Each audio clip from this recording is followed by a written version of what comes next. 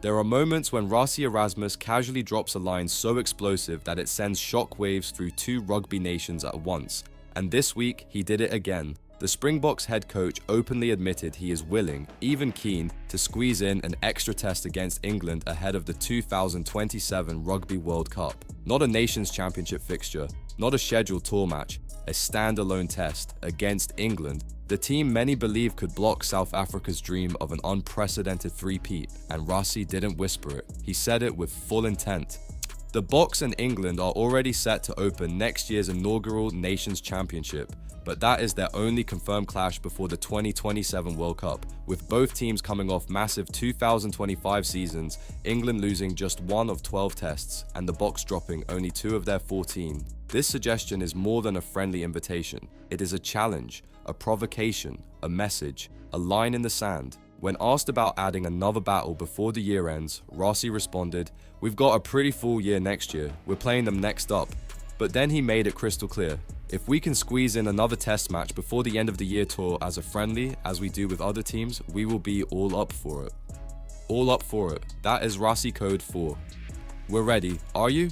And he doubled down with a throwback to how they handled Japan at Wembley. If we can do another one before we go into the autumn series, we always need a test match before the end of year tour. So maybe Charles Wessels, Springboks general manager, and they must get on the line and see if they can organize that for us. This is not a casual idea, this is a shot fired.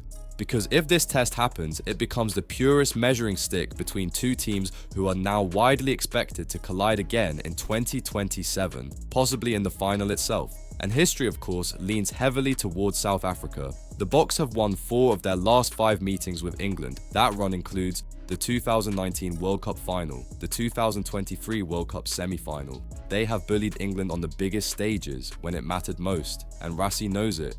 But on the other side, England are talking like a team preparing for redemption. Their captain, Maro Itoje, already set the tone after the draw.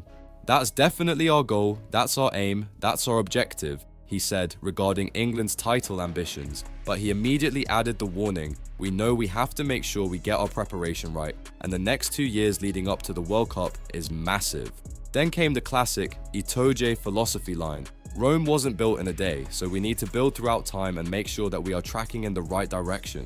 Itoje believes England are finally becoming clinical, finally learning to win big moments, and he insists that by 2027 they will be ready. It comes down to big moments and how accurate and clinical we can be in those big moments. The progression of this team is that you can see us taking advantage of those big moments more and more. There is confidence, there is belief. There is a sense that England think they're the ones to stop the Boks dynasty, and the draw only fuels that fire. England's pool, Wales, Tonga, Zimbabwe, no South Africa, no France, no New Zealand, no Ireland.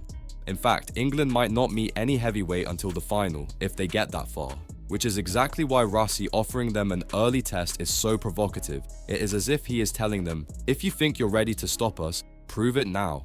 So let me ask you this. Would an early 2026 Bok-England showdown expose England as pretenders, or would it reveal cracks in South Africa's three-peat dream? Tell me what you think in the comments, and subscribe to Green and Gold Army News so you never miss the next major twist in world rugby.